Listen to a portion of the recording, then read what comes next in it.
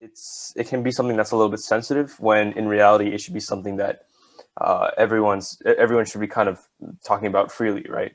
So this I feel like this workshop is really relevant to us because most of us are like we are teens, and like teenage years and adolescence are really tough because that's when that's when like I feel like the biggest change for a lot of us is happening. It's really tough to be experiencing all these kinds of changes, and still kind of having to go through our daily obstacles and challenges, like completely unscathed, right?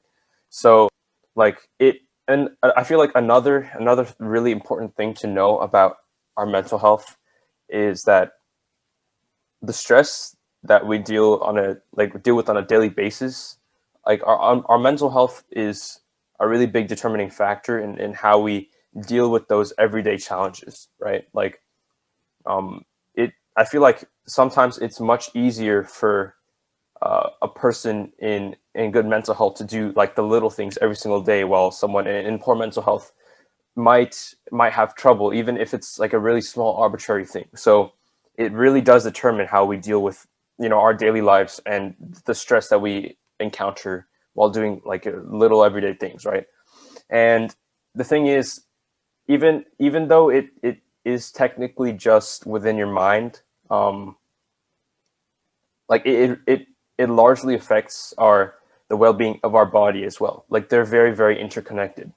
Not only does it have connections to illnesses such as like heart disease or other issues with your organs, but it can have more direct impacts. For example, mental illness might cause you to sleep too much or too little, and sleep is a really, really important part of regulating our body, right?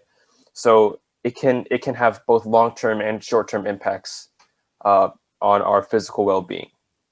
And lastly, I just want to talk about how there are many, many, many misconceptions about like what mental health means. Like, for example, I've heard people say that mental health is something that like people just pretend to have, like it's not a real thing. But mental health is purely it's based on science largely. It has a lot to do with the neurotransmitters within your brain. And basically what neurotransmitters are, they're chemicals. So like when you react to a situation in real life, when you have an argument with your friend, or whether you just got an A on a test, a neurotransmitter is what kind of tells your brain what emotions to feel and how to feel them, right? So sometimes mental illness can happen when these neurotransmitters malfunction, or there's too much of one or too little of one. So it's a very, very real thing that I feel like people don't understand. Like not everyone's brains work in the same way at all. So you know what? I'm a really, really big fan of TED Talks, just because of how engaging they are. And I found a really good one a few weeks ago, and I'd like to share that one with you. It's not too long. Let's go ahead and watch it. I can't tell if you Depression guys is can the like leading hear cause of that. So if you disability guys in can the unmute world. yourself, In because the I can't see United the States, camera, so close the to chat over there. 10% of adults struggle with depression. But because it's a mental illness, it can be a lot harder to understand than, say, high cholesterol. One major source of confusion is the difference between having depression and just feeling depressed. Almost everyone feels down from time to time. Getting a bad grade, losing a job, having an argument, even a rainy day can bring on feelings of sadness. Sometimes there's no trigger at all. It just pops up out of the blue. Then circumstances change, and those sad feelings disappear. Clinical depression is different. It's a medical disorder, and it won't go away just because you want it to. It lingers for at least 2 consecutive weeks and significantly interferes with one's ability to work, play, or love. Depression can have a lot of different symptoms: a low mood, loss of interest in things you'd normally enjoy, changes in appetite, feeling worthless or excessively guilty, sleeping either too much or too little, poor concentration, restlessness or slowness, loss of energy, or recurrent thoughts of suicide. If you have at least 5 of those symptoms, according to psychiatric guidelines, you qualify for a diagnosis of depression. And it's not just behavioral symptoms. Depression has physical manifestations inside the brain. First of all, there are changes that could be seen with the naked eye and X-ray vision. These include smaller frontal lobes and hippocampal volumes. On a more micro scale, depression is associated with a few things: the abnormal transmission or depletion of certain neurotransmitters, especially serotonin, norepinephrine, and dopamine, blunted circadian rhythms, or specific changes in the REM and slow wave parts of your sleep cycle, and hormone abnormalities, such as high cortisol and deregulation of thyroid hormones. But neuroscientists still don't have a complete picture of what causes depression. It seems to have to do with a complex interaction between genes and environment, but we don't have a diagnostic tool that can accurately predict where or when it will show up. And because depression's symptoms are intangible, it's hard to know who might look fine but is actually struggling. According to the National Institute of Mental Health, it takes the average person suffering with a mental illness over 10 years to ask for help. But there are very effective treatments. Medications and therapy complement each other to boost brain chemicals. In extreme cases, electroconvulsive therapy, which is like a controlled seizure in the patient's brain, is also very helpful. Other promising treatments, like transcranial magnetic stimulation, are being investigated too. So if you know someone struggling with depression, encourage them, gently, to seek out some of these options. You might even offer to help with specific tasks, like looking up therapists in the area or making a list of questions to ask a doctor. To someone with depression, these first steps can seem insurmountable. If they feel guilty or ashamed, point out that depression is a medical condition, just like asthma or diabetes. It's not a weakness or a personality trait, and they shouldn't expect themselves to just get over it, any more than they could will themselves to get over a broken arm. If you haven't experienced depression yourself, avoid comparing it to times you've felt down. Comparing what they're experiencing to normal temporary feelings of sadness can make them feel guilty for struggling. Even just talking about depression openly can help. For example, research shows that asking someone about suicidal thoughts actually reduces their suicide risk. Open conversations about mental illness help erode stigma and make it easier for people to ask for help. And the more patients seek treatment, the more scientists will learn about depression, and the better the treatments will get.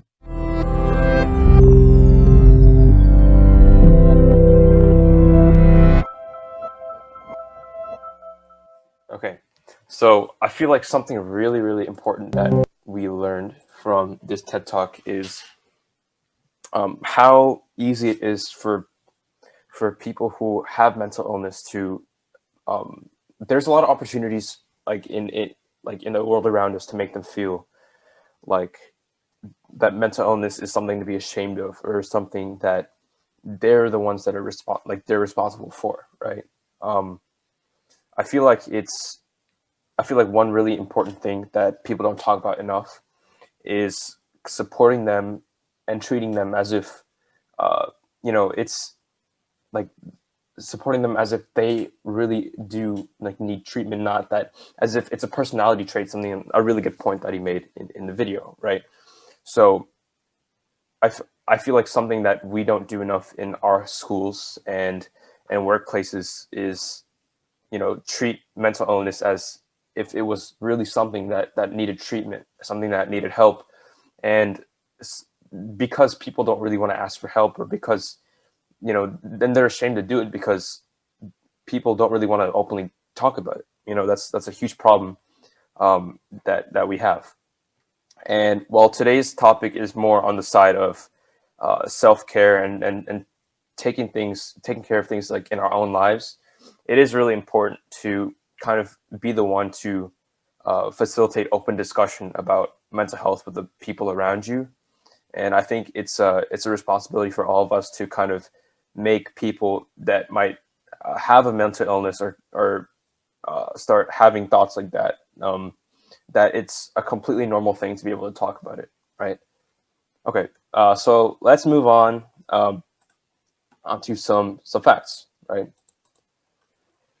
So adolescents have a pretty notorious rate of having mental illness conditions, right? It's 10 to 20% estimated worldwide that experience these poor mental health conditions.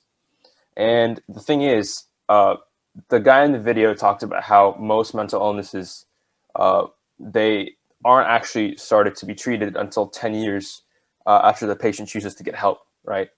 And mental illnesses can start very, very early, and they can kind of continue to develop and be untreated as time goes on. But they they might often start like when you're only 14 years old, and they can just go undetected and untreated, according to the World Health Organization.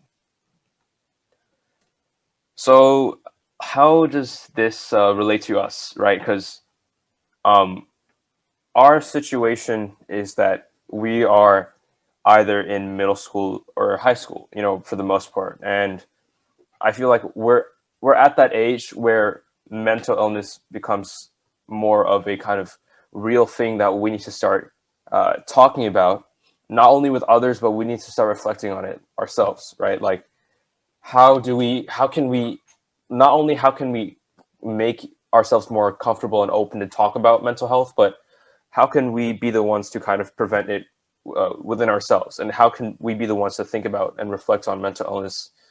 So that's something that we're going to be talking about today very briefly.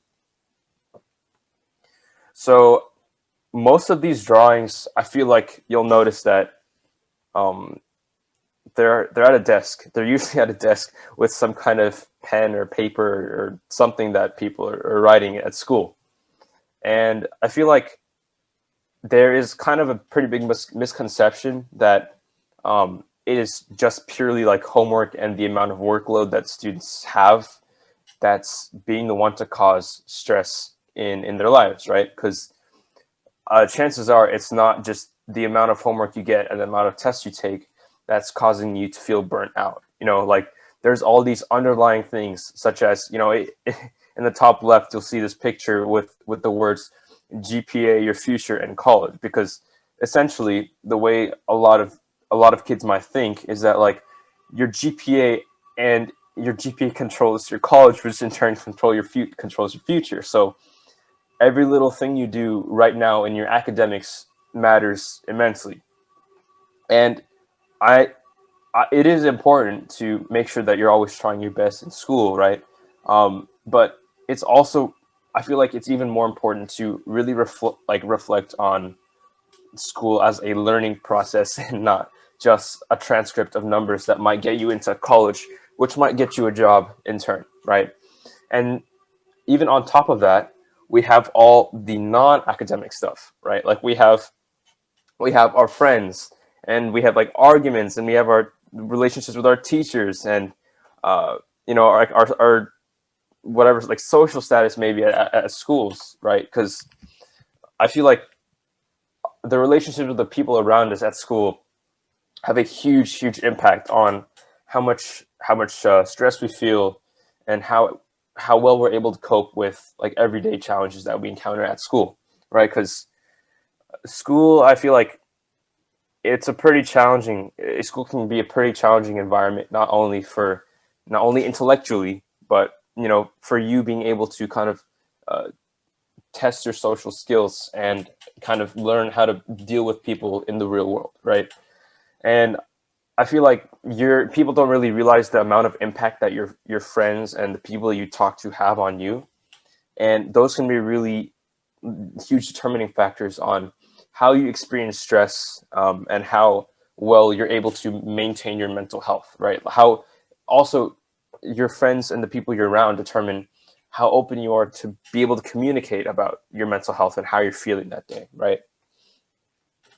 So there's a few things that we can be the ones to actively do something about our mental health and handle stress and our work environment, and that's where self-care comes in. um yeah, that's where self-care comes in. So there's a lot of different types of self-care, but I feel like the most prevalent ones that we may talk about today are stuff like maybe the ones that have to do with like our social well-being and like emotional well-being, as well as stuff that has to do with like work. And the thing is, a lot of these types of self-care, they do kind of they do overlap a lot. For example, our work and our personal types of self-care, you know, they kind of make up this. They're what make up how we spend our time on a daily basis. Like that's how we separate, you know, like studying all day versus taking some time for ourselves and really doing what we want and, you know, practicing what we want to do, right? That's one part. And then another part can be emotional and social, because your social life, like your friends and the the relationships that you have with people, they often do contribute a lot to the, you know, the emotions that you feel when you're not with them. You know, your friends have a lot of influence on how you feel, even when you're not with your friends at that moment. So let's jump into another quick video about self-care in high school.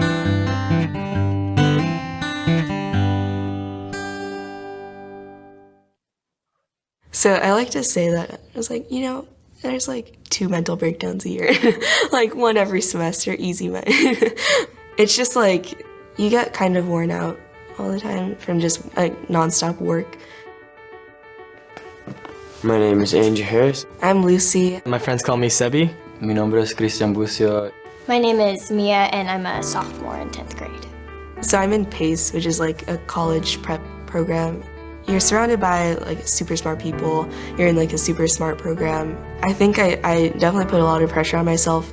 The most stressful thing is keeping up in all my classes because I have a lot of problems making blood cells and my bone marrow just doesn't produce that much. Sometimes when I do miss a day, it can seem like I missed a whole week. Este año es muy pesado para decir porque necesitamos encontrar un colegio y nosotros lo tenemos que hacer nosotros mismos porque no hay nadie que nos pueda ayudar para escoger cuál colegio queremos. Esa decisión es de nosotros. You see everyone else like applying to colleges already, turning in their applications, and yet I know that I can't exactly do that because for me, my option is community college because it's something that I know I can pay for myself. My dad already explained to me how he can't pay for it. I didn't expect him to. Stress to me is parents fighting. When I'm in school, I see other kids who sometimes deal with the same thing where their parents just aren't getting along, and I'm like, I'm in the same boat with you guys. There's going to come to a point where I have to choose, am I going to be with my mom for the rest of my life, or am I going to be with my dad for the rest of my life? And I'm not looking forward to that decision. Pues es un gran como peso en mis hombros también porque nadie en mi familia ha ido a colegio. So, yo y mi hermanita chiquita vamos a ser los primeros, pero yo especialmente porque yo ya voy a entrar. Like I have to take a step back or just like cry it out a little every now and then. But just because it's like you shouldn't be able, or you shouldn't have to handle that pressure. So I think self-care for me, it's like, okay, I'm gonna watch a show on Netflix after school because I can take my mind away from anything that's happened during the day. I have a group of 3 friends that I hang out with, and we always go do something over the weekends. 2 of them are in the same situation as me, and they know what it's like, and so we always talk about, oh, it's okay, you just gotta get through the next day, and then you get through that week, and then the month, and the year. Of course, when I don't always have my friends around. Working out is for sure a great thing for me. It helps clear my mind, think about other things, or if I need to, think about what's stressing me out. 3 years ago when I got sick, I was by myself a lot, so it was just something fun, treating myself, getting my nails done, getting a facial, because if you look nice on the outside, it helps you feel a lot better inside. Prayer is a good way for me to make myself at ease with myself because I know that there's somebody who's greater than everything that's going on right now. Usually I'll close my eyes and just kind of talk in my head like, God, I'm in a stressful situation right now. I don't know what's going to happen in the next few days, but whatever it is, can you guide me through it? Es más fácil, muy más fácil para hablar con mi perro que hablando con mis padres o con mis amigos. Le digo cosas como, ¿qué voy a hacer, buddy? Dime qué hacer, buddy, ¿qué colegio agarro?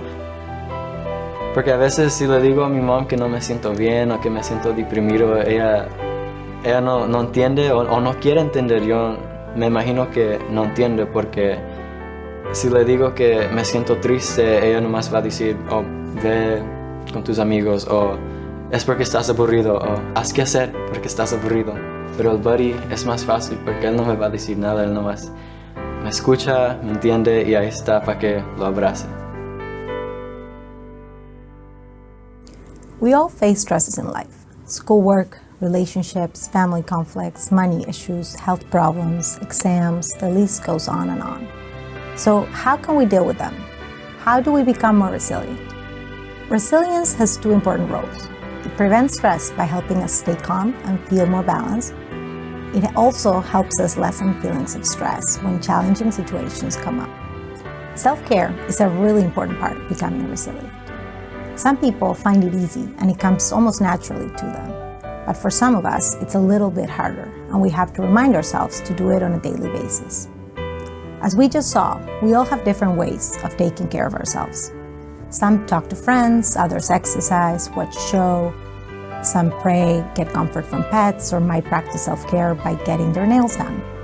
What works for you? You can also ask friends what works for them to give you more ideas for taking care of yourself. The key is to find out what works for you and make self-care part of your everyday life, just like brushing your teeth. Self-care is what we call a life skill, but good news is you'll be able to rely on it forever. The earlier you start working on it and the more you practice, the easier it will be to make it a habit. This will be very helpful as you get older and face new challenges in life. Take care of yourself. You deserve it. And remember, if you're someone you know is struggling and needs support right away, please call 1-800-273-8255 or 1-800-273-TALK or text HOME to 741-741.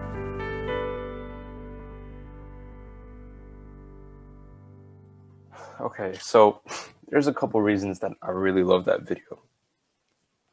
The first one is you have all these different high school kids that are going through a lot of different conditions and situations in their lives, right? But the one thing that's common between all of them is that they find a way to take care of themselves regardless of what that might be, right?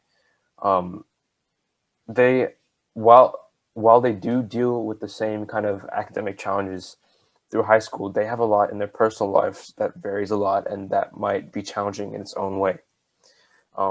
But the consistent thing about all of them is that they learn how to take care of themselves over time.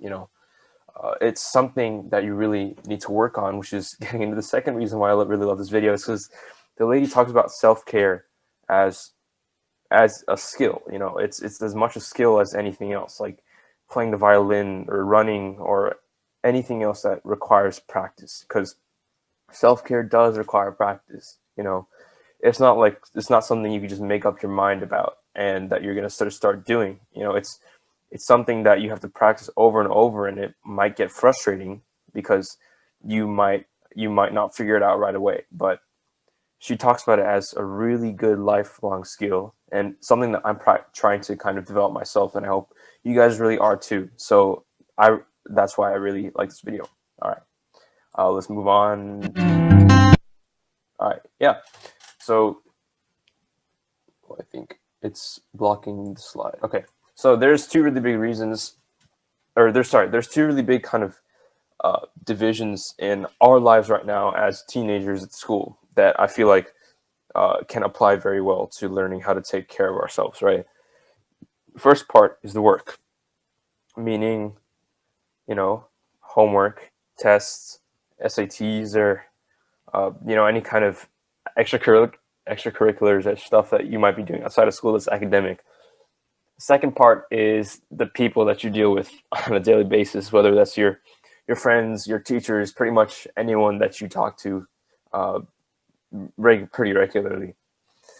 And I feel like for the work part, the most important thing to, there's three really important things I feel like that you need to do in order to kind of be really successful about your work while still maintaining and taking care of yourself.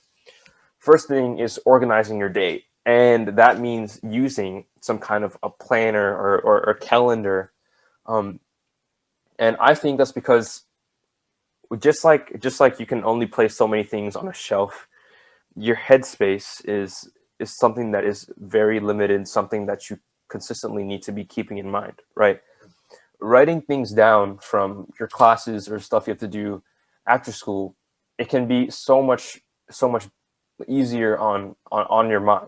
Like you get all these things off your mind and onto paper, and you don't really need to worry about it anymore because you have it more clear right in front of you.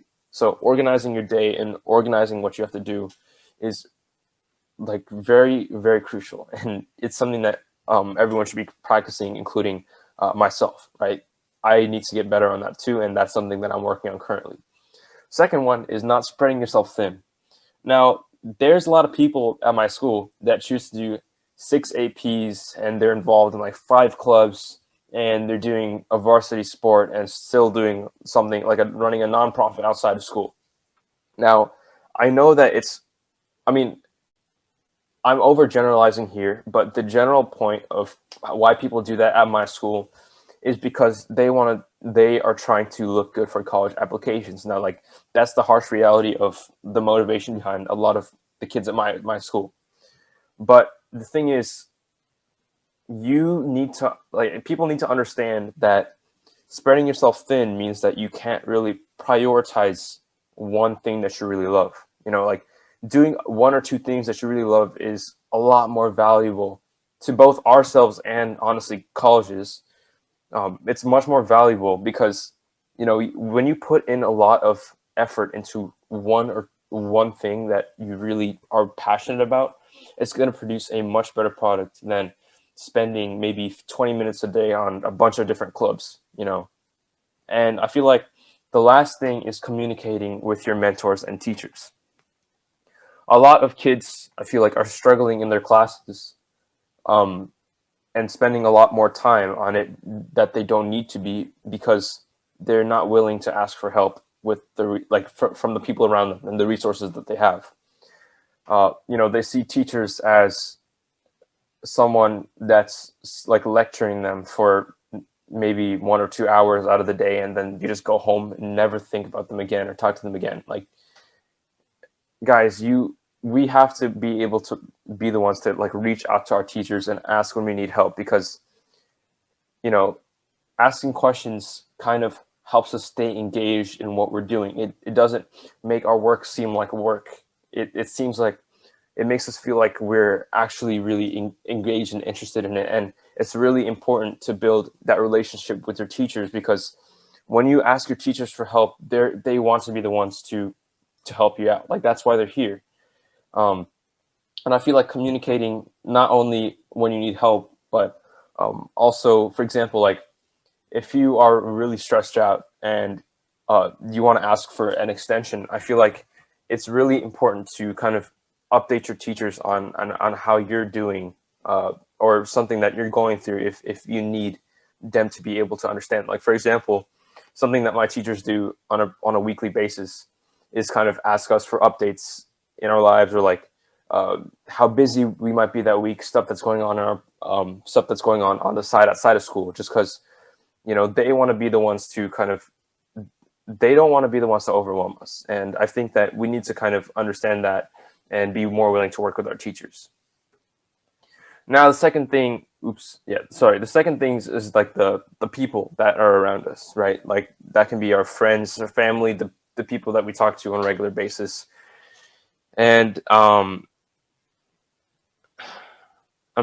feel like something that's very important is that even though there are people, our friends, or that they're close to us, we don't really talk about the things that bother us. Like, if we start talking and they say something that we don't really agree with, or something that kind of rubs us the wrong way, or they make fun of us or something like that, like we can't be the ones to kind of just say nothing and hold it in. Like there's plenty of ways to be able to talk to people about something that bothers you while still being very respectful. And you know, I feel like if you just hold something in about something that bothers you, it's not going to help it's not going to help anyone. You know, it's not going to help you because you're holding it in and you're still being upset about it. But at the same time, they don't know that they messed up, or you know, so they can't be the ones to actually fix anything. So it doesn't go anywhere, and you're still being hurt, right? Second thing is pay attention to needs. And what I mean by that is you need to be able to pay attention to your own needs and, you know, the needs of other people, right? So for example, you know, that could mean that someone really requires, so someone really prioritizes a value of like people listening to them, right? Like when they're talking. And you know, when people feel like they need to be heard, you should be the one to kind of be willing to give that kind of same attention, and because that's something you would expect, right? Like if you really valued a person that listened to what you had to say, and you know, listened to the kind of obstacles and things you were uh, dealing with on a daily basis, you'd want them to listen to you. So this is kind of like a golden rule type of thing. Pay attention uh, to the things that people want, and you know, you need to kind of communicate the things that you want out of your friends too. Now, the third thing is to spend time on the people around you. I say spend time on like your friends, or spend time on your family, not only with or your friends or family, because you know, sometimes you might have to spend time on them doing things that aren't always fun. You know, by spend time on them, I mean if they're in a time of need, or they really need a favor from you, you know, be more open to kind of helping them out, because your friends and family are the ones that you're going to rely on when you're in a tight spot. You know, when you're very stressed out, or when you're not feeling so hot, they're going to be the ones that you reach out to. So you spend time on them so that you can kind of continue to build your relationship, and you can, you know, one day when you need to rely on them, um, it'll just be something that you both of you are much more comfortable with, just because you have this relationship of giving each other time. You know, that's something that is actually pretty much I have to talk about, you know, relating to kind of school and making time for ourselves, and you know, dealing with maintaining our own mental health. So I wanted to thank you all very much on spending time with me on a Saturday.